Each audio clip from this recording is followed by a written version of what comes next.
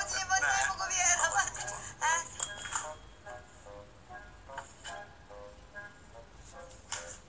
Što to radite? Što misliš?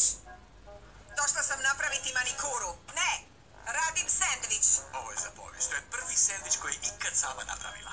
Pa čini se da je zbilja gladna. Ne, ma kakav sendvič. Ovo je za mog tako dragog vrtlara koji je uradio što sam htjela bez svađe, a ne poput nekih ljudi ovdje koji se svađaju.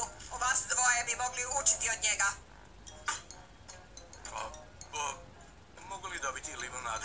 Jedna limunada, naravno, sve što želite, dragi. Kad samo pomislim... Molim te, Olgi, možeš li se pobrinuti za to? Ovo je za mog tratinčice, da. Jesam li vam rekla da ih želim zasaditi? Pokazat ću vam gdje točno. Ispričajte me. Ovo je čudno. Tko bi rekao da gospođica Jade zna nešto o vrtlarstvu? I to posebno tratinčica.